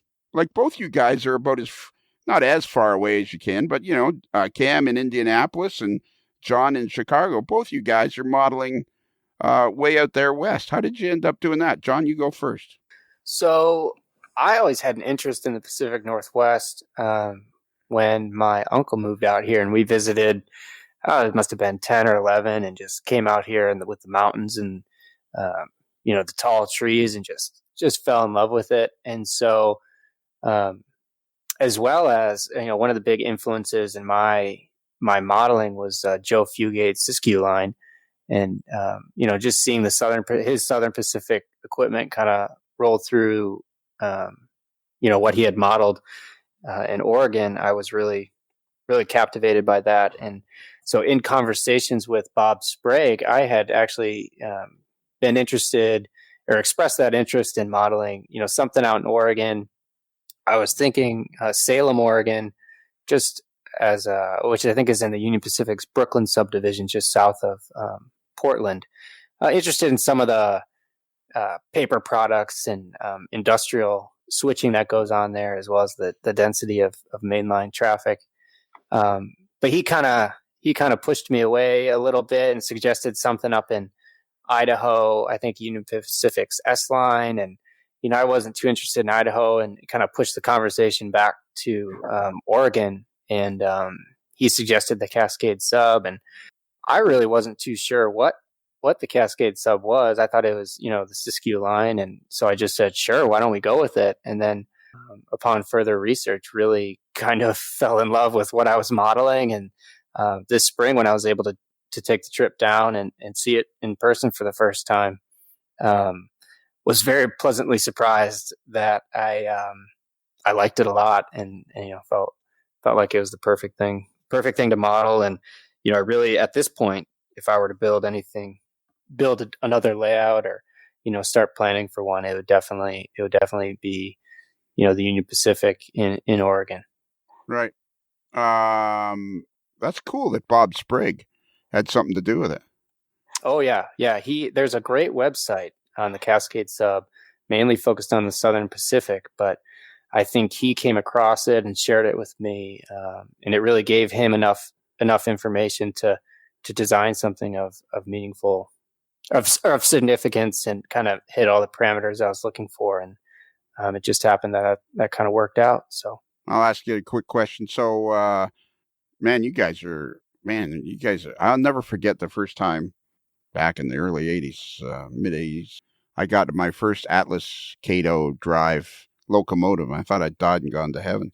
What primarily, as far as model manufacturers, do you have a favorite as far as locomotives go? I have always been partial to Athearn. However, in recent months, I should say, I acquired my first scale trains equipment. I've just been blown away by it. So really Athearn and scale trains is where my focus is, and never owned any Intermountain or Walthers, and I have a Cato engine, or Cato, I guess. But really, you could forgive me for the mispronunciation. But really Athearn and scale trains I think is the highest quality. And I say Cato, and I also say Deckel, and I say sticker, and I say read, and I say reading instead of reading, so it really doesn't matter. Okay, Cam. So what the heck, buddy? You're in Indianapolis, home of the Indianapolis 500, home of the Indianapolis Colts. Are you a motorsports fan? You had a Darrell Waltrip reference earlier. I know. I am a huge. I actually did have my own race car as a young man. Oh no way. Yes, I'm a huge motorsports fan. Okay, I won't get sidetracked, but I'm a huge. That was the number one thing I did. I try not to talk about this, but I can't help it because it's a big part of my life now. But that was the number one thing I did after I was diagnosed with cancer, and it wasn't looking good. I'd never been to the Indianapolis 500, so my son and I went to the 99th running of the Indianapolis 500. I was there. That's awesome. Yeah, and I went online to research it, and I found that the best place to get tickets for your first time is just after turn one starts. So I spent a wad and bought some tickets, like, maybe 50 feet into where turn one starts, so you could look all the way down the front straight and see turns 1 and 2. That's awesome. Yeah, it was 2015, right? Juan Pablo Montoya. Yeah, that's right. Yeah.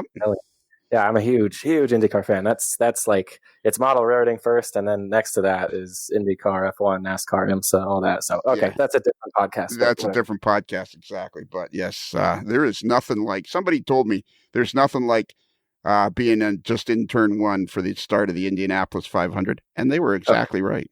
Oh yeah, it's goosebumps, definitely. Yeah. And I've been to a lot of races at Daytona because I have some friends in that, and also I have a house down there, so I go quite a bit down to Daytona. And while that's also very exciting, I don't think there's anything quite like the first lap of the Indianapolis 500. No. It certainly is the greatest spectacle in racing. It's earned its name. Yes. Okay, how the heck did you end up modeling the West? Yeah. So it's sort of a culmination of a variety of factors. So this, I won't drag this out too long, but I mentioned earlier that the whole train/modeling gene skipped a generation, and my dad wasn't really into it, but he ultimately wound up being a graphic designer. So the influence that railroads had on him was from a logo design perspective, and he was always fascinated by the Great Northern and the Rocky mascot, and he loved the sky blue paint scheme. So Great Northern was always his railroad. And of course, then that ultimately became Burlington Northern, and he loved the Cascade Green with the stripes on the front.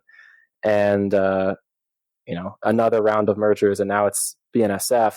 And he was pretty indifferent until the new Heritage 3/swoosh scheme rolled around about 2005. And he was just struck by the black and orange and the logo as well. So this was sort of before I was really able to think and choose about what railroads I'd be interested in modeling from a prototype perspective. So he was already into that railroad and purchased, I think, an Athearn AC 4400 in that paint scheme.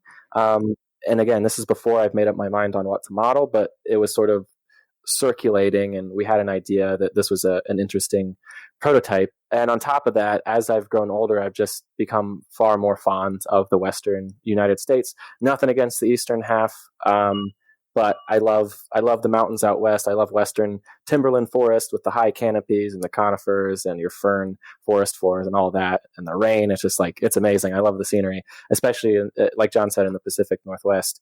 But the layout itself, the prototype, I haven't mentioned this yet, but the upper level of my layout is Crawford Hill in northwestern Nebraska, and it's one of the primary helper districts on BNSF's system, and I've always been fascinated by manned helper operations. It's just so cool to me that you tack on a couple of locomotives to the end of a train, and now you have two crews in a modern era where distributed power is used so frequently. To have two manned crews pushing a heavy train up the grade, there's something so dramatic about that narrative. So I wanted to capture that on the layout.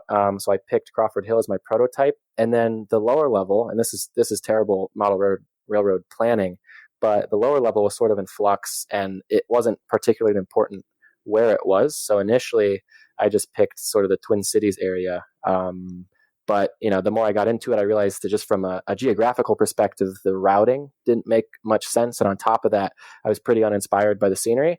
And I had a thought that I could actually change the location of my lower level without totally uprooting all the track work that I had already developed. And so now the lower level is the western approach to Marias Pass, starting at Whitefish, Montana, and moving east towards Conchelly, not quite to West Glacier. So some people might be familiar with the line. It's an interesting layout because it merges two fairly disparate subdivisions into one relatively small layout. But to boil down my points to answer your question, basically, I like the scenery out west, and I was intrigued by manned helper operations, and Crawford Hill was sort of the starting point, and from there, the layout was developed. So, question for you, is the grade such that you actually require helpers to get the train up over the grade, or is it really more just an operational feature? It's very good question. I'm figuring that out too. I had intended. Wait a minute. Hang a minute. Are some of Tom's questions not that good? I'm always worried about Tom, and how much of a. Thanks for keeping him in line, but no, it's been helpful. No, so yeah, the upper level, which again, the upper level is Crawford Hill, should be the steepest part of the layout, and it is the most strenuous part of the grade. However, the transition between the two levels, there's a short bit that's actually quite steep as well. So it creates quite a tricky situation, because what I'd love to do is build trains to a certain length or a certain weight that they don't need helpers on the lower level, or getting from the lower level to the upper level. And then when I get to the upper level, and I think I may have misspoke earlier, the upper level is Crawford Hill. So forget. Yes, that's what you said. Yeah, that's what you said. The upper level is Crawford Hill. With the manned helper district, I'd like it so that trains are light enough that they can traverse the lower level with no problem, but then it's too much grade for them on the upper level. It doesn't always work out that way, and given that manned helpers are also used occasionally on Marias Pass, I've actually considered, just for trains that are heavy enough that surpass a certain horsepower to tonnage rating, that they would require helpers over the entire pass of the layout in the eastern direction. So I'm still figuring it out. It is possible to balance trains such that they absolutely need helpers on the upper level alone, but it's a pretty tricky balance where trains that would need help on the upper level might also need help on the lower level if it's not done correctly. Well, the reason I'm asking the question is because I operate quite frequently on Jim Herzog's Reading layout, and he has a stretch of layout, and his layout is set in the steam to diesel transition era, and he models a stretch where the grade is 2.6%, which is just like it was on the prototype going up to a place called Locust Summit. And he operates that. There's a helper crew at the bottom of the hill, and he has things set up that you physically need the helper to get up the hill. And I'll tell you what, it adds such a dimension of interest and challenge from an operational perspective, because on some trains the helper goes on the end, other trains the helper goes in the middle, and the dynamics of train handling between the engineer and the helper crew are, you really have to work together, and if you can balance it so that you physically operationally need the helpers, I would suggest that you really try to do that, because it can really take your operations to a level of realism and a level of challenge that is more than just, turn the throttle and they go. Yeah, absolutely. And that's always been the goal, is that it would just add a degree of intrigue so that, like you said, you actually have to consider train handling and how much slack you have in or out and when you crest the grade and not, because you could, especially on my layout, we have fairly tight radius curves. It'd be possible to push trains over or string line them through a curve. And that's why I really am considering at this point extending the helper district, as visually unprototypical as it might seem to have one helper set traverse Montana scenery and then wind up in Nebraska somehow. If you can suspend that layer of realism for a second, I think it would be much more enjoyable to have helper crews operate over the whole division, because it makes it easier to balance trains that way. Like, it's very easy to make a train that's too heavy to traverse the upper level and lower level. It's harder to build trains consistently that only need help on the upper level, if that makes sense. So building an extremely heavy train that would need help on the lower level means that we'd send helpers out of the yard at Whitefish at the bottom of the grade. They'd roll over the whole layout, and it's not an extremely long main line. So extending the helper district, it would also be an advantage just from an operating pleasure perspective, so that you're not going over, as the helper crew, you're not traversing the same 50 feet. Instead, you're going over 150 or 200 feet. System. Crawford Hill. See, now the great cool thing about this podcast is how much stuff I've learned. All the way from there's only 3 bolts and turbine engines on 737s and Airbus A320s to Crawford Hill is the name of a helper district with an average of 1.55 eastbound grade between Crawford, Nebraska at 3,700 feet and Belmont, Nebraska at 4,500 feet in the Butte subdivision. So, yeah, it kind of flies under the radar. I mean, I think it's one of the highlights on the BNSF system, but you never see anyone model it. Yeah, like you say, nowadays to have actual helpers where it's not, just cut in. I mean, to have a crew, actually 2 crews on a train, that's, in today's world, that's unusual. I think they just started running manned helpers again in 2019 or late 2018 on the Cascade sub. So that's kind of, don't have to stretch that realism anymore for me. But so do you have a particular locomotive manufacturer that you favor there, Cam? Yeah.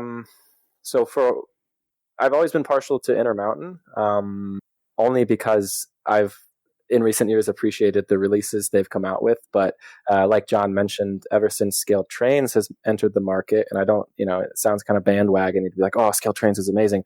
But, again, I'm going to be partial to the company that releases models that I'm interested in and does them in a quality manner. And I have not been displeased with the Tier 4 GEVO offerings that they've provided. I also have a Dash 9 of theirs.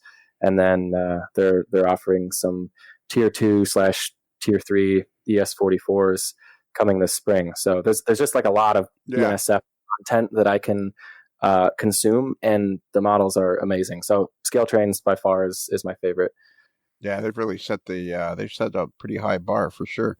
I saw in your video, that your most recent video where you guys were operating remotely, man, you had one train that was really long. Like, how many cars was it? The one main train, Oh, did I? Was it the coal train? Yeah. It was... Oh, yeah. So I think it looks pretty long, but again, I think it might only look long on my layout because it's not a huge room. It's actually only 26 cars in length, right? And that's not the length I want it to be at. But I sort of have, in terms of train length or car count, everything's compressed by a factor of 4, more or less. So 26 car train is a little shorter if you were to multiply that by 4 than your typical coal train. Like if you were going to say that a normal BNSF coal train is somewhere between like 115 or 135 cars, I need to tack on a few more, but we're getting there. How do you think this went, Tom? I think it went awesome. I've really enjoyed talking to you guys, and I said it earlier and I'll say it again.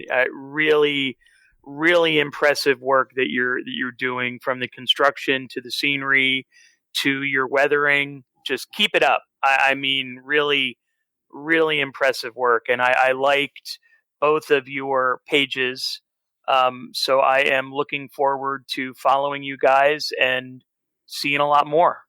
Yeah. What? Well, thank you. Yeah. Appreciate it. How do you guys think it went? Oh, awesome. Yeah, I had a lot of fun. Yeah, a lot of fun.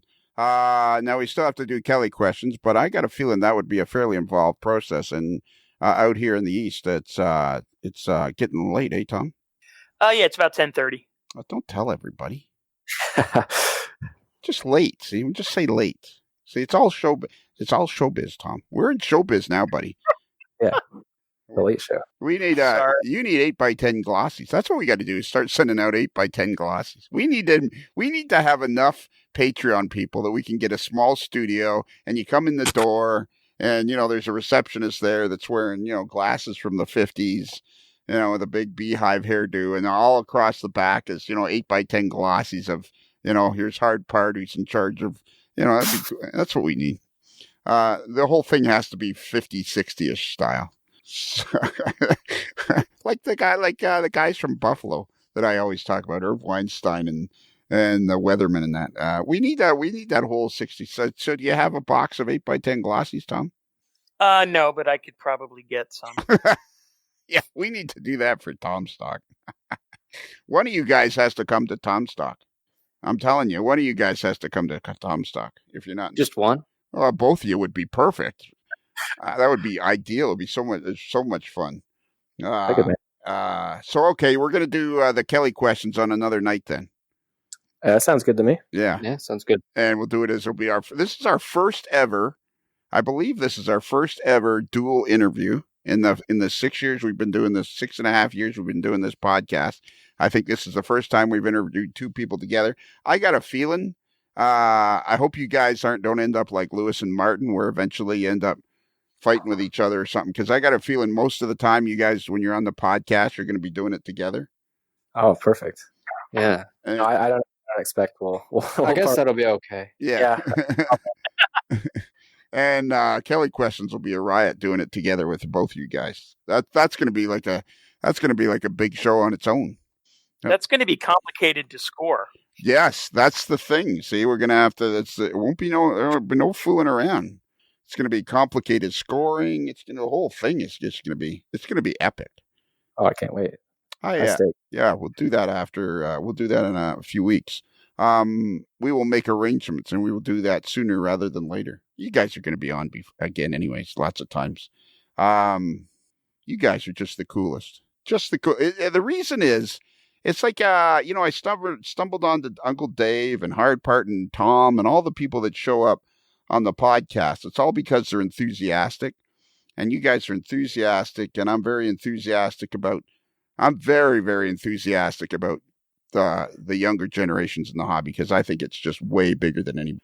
And so I'm very, very excited you guys contacted me. Ton of fun. And you guys are such good modelers too. Oh, appreciate it. I don't know what to do with it. Great. Yeah. I'll get up. Yeah. Yeah. Well, just don't get annoyed with me as I get older. That's all. Just be. Oh, no. I think this absolutely perfectly demonstrates what it is I'm always saying. You look at me, mid-60s, you guys in your early 20s, we're obviously already going to be friends. And Tom over here, he's over there in Robisonia, and he's building his layout, and you guys are building your layouts. I mean, it's just this whole thing of the community of model railroading is what is being brought to life now because of social media. And I love the fact that this podcast does it. And I get to do the podcast. That's the best part. I say a million times, I don't care how the AML Nation started. I don't care how it carries on. I'm just glad I got to be a part of it. Oh, yeah. It's pretty cool. This is a big part of the equation. Yeah, there's all sorts of people that I'm sure others have been connected with because of the podcast. Yeah. Tom, can you give out our email address? Sorry, I was taking a swig of a drink. No, there's no drinking on the show. You can't have drink. The email address. Okay. If you would like to contact us through the wonderful medium of electronic mail, that address is modelerslife@gmail.com. That's 1L as in Plains Division, not 2 L's as in Lionel. Okay. Also, as an alternative, you can go to the. Oh, should I stop or should I keep going? No, I have one that may be the greatest. I almost stopped you before I started. Let me add to your 1L, 2L's. That's 1L. Okay. That's 1L like Nealy, not 2L's like Caffarelli. Even better.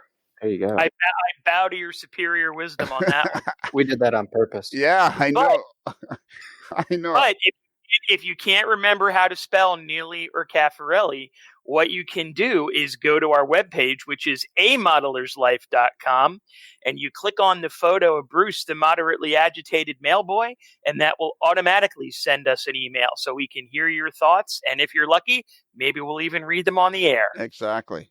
And we have a website. We already said that. But, guys, if you want some AML gear, if you want some T-shirts, hoodies, hats, mugs, whatever you would like, if you go to Midwest Model Railroad, which is, have you guys ever bought anything from where do you guys buy most of your Model Railroad stuff? Where online, I'm assuming? Is there a store in Indianapolis, Cam? There's a store called Train Central, and actually my grandfather knows the guy who owns it. So that's sort of the local model train store. I've bought a few pieces of equipment through there, but I get most of my stuff online from a place called Lombard Hobbies outside of Chicago, and I think John's purchased a fair bit from them as well. Yes, Lombard Hobbies is my go-to. Also, Midwest Model Railroad I started using after I heard about them on the podcast, and they talk about their shipping times, and it is true. It's incredible how fast that stuff comes. I think I've gotten cork from them before, if I'm not mistaken. I think. Wow, that's cool. Steven's going to be thrilled to hear that because it is a shipping time. He's all about shipping time, and he's all about having the stock, and he's all about service. So yeah, Midwest Model Railroad. And if you go to their website, midwestmodelrr.com, and look across the navigation bar, you click on AML, there is a cornucopia of AML merchandise that you can buy, all kinds of T-shirts and mugs, hats, hoodies. And just today, arriving in the Midwest Model Railroad shipping room was 6,000 AML stickers that they're going to put a sticker on each side of each order that goes out. So that's pretty cool. I'm excited about that. We tried it with like 500 stickers, and all of a sudden people were, because if we can get to 1,000 patrons on our Patreon site, then we can hire a staff, and then we can make the show actually listenable. We're good. Like right now, it's just me doing it, and we don't have a staff. So the only thing I concentrate on is making sure I get the podcast out every Monday and Tuesday, which is the number. But like today, a fellow named Sam, what's his name? Don't tell me I'm going to go to the web page. Don't tell me. I'm going to go to the Facebook page and I'll look. Well, say something. You guys talk amongst yourselves while I'm looking, because this is. Yeah. What? How do you guys have do you guys have? Oh, hey, how about? Do you guys have girlfriends? Either one of you have a girlfriend, and how are they interested in? Do you either of you have a girlfriend to start with? Me, not currently. No. I do. Yes, I do. And what does she think about your hobby? I think she appreciates that I'm passionate about something, but I'm not sure she knows what to do when she comes into the layout room. I think she's afraid to break something. But we did drive out here. I think it must have been in May, and she started to notice that anytime we stopped or had lunch, it somehow ended up right by a significant rail yard or rail line, and it took a couple of days, but she finally caught on that we were rail fanning on the way out. But yeah, she appreciates it a lot, which is great. A lot of support. Yeah. So, anyways, I posted that photo of all the boxes and boxes of stickers, and Jimmy Samsula said, "Is there any way he can get a sticker inside the box?" So then Stephen Atwell said, make a note of it on your order, and he'll see what he can do. No guarantees, because they ship stuff out pretty fast. But anyways, it's pretty cool that Midwest Model Railroad has made the amalgamation with the podcast. and I could keep talking to you guys for hours. So I think we've covered everything now. I think so. I think we've got it all now. So now, Tom, what do we do here now? Because this is an episode, which I'm assuming will probably come out in some around April. Right now, it's just around. I'm trying to stay ahead because it makes it a lot easier to do the podcast by having stuff in the can, so to speak. So up until now, we've always had just one person say "Happy Rails" to you. So how do we handle this, Tom? I think they have to do it in unison. Oh, yeah. That'll be good for you guys. An anthropology major and an environmentalist. What did I say? What did I say? An environmentalist major and soon to be lawyer. Would I go that route? Yeah, that's pretty. I mean, that's as close as you can probably get. Yeah. Okay. So, do you guys know what it is you're supposed to say at the appropriate time? I think so. Yeah. Wait, I forget what now, I got. Maybe we should just try it, see what happens. I got a funny feeling that John's listened to a few more of these episodes than Cam has. That's true. That's true. I was gonna play catch up and do my homework because I felt like it's rude to show up not having listened to many, but I did listen to the one with Ben Wang and Aurora Miniatures. That was fascinating, but I think I skipped the very end. So okay. John, do you have any interest in hockey? It's enjoyable to watch. Okay. So then you have a disdain, a built-in, because Chicago Blackhawks, you have a built-in disdain for the Boston Bruins as well. If I'm supposed to, sure. Okay, attaboy. You and I we're all going to get along very well. You guys follow along very well. So it's happy rails to you. At the appropriate moment, you got to say happy rails to you. No, don't laugh. It's what we say at the end of every episode. I want to make sure I know when the appropriate moment is. Yeah, all right, you'll know. John will help you. Oh, it's a challenge. It's a feeling. Yeah, it's a feeling. Yeah, that's right. It's a feeling. First I got to find the script, and I shouldn't need a script anymore, should I? I should be able to do it without reading it, but I like to get it exactly right because that's the way we work here at the old AML network. We try to do everything as well as we can. So we're going to have to kill time again. We're going to have network time killers for about 2 seconds here. Is it a 2 or a 2 you? You know, are we enunciating or no? To you. Happy rails to you. Okay. Happy rails to you. No singing. We don't do singing. Absolutely no singing. I'm not a singer. Yeah. I've never done this before 2 times. All right. Well, John and Cam, as we close the barn doors on another episode of A Modeler's Life, and the sun slowly sets over the back 40, I guess there's nothing else left to do except for you to say, happy rails to you. Okay. Yeah, that was kind of rough. Yeah. What did you think, Tom? It was passable. Let's try it again. The inflection was off. Wait, hold on. I don't know. I don't know how to sound enthusiastic. That's my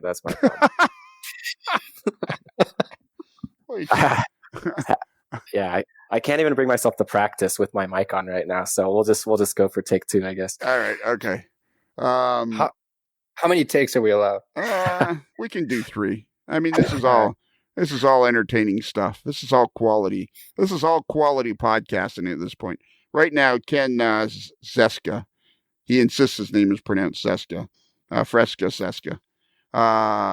He's enjoying this. He enjoys every moment of the AML, so he's enjoying it. Okay, so let's try this again. Well, we'll reverse it. Maybe that'll help. Well, Cam and John, as we close the barn doors on another episode of A Modeler's Life, and the sun slowly sets over the back 40, I guess there's nothing else left to do except for you to say, happy rails to you.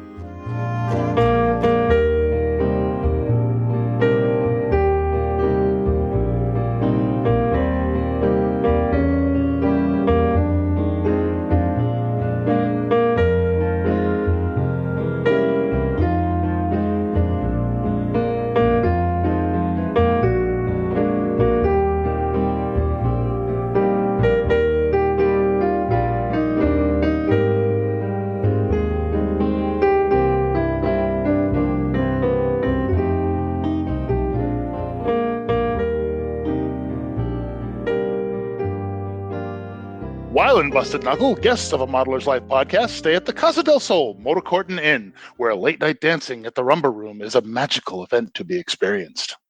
It's another Lincoln Homer.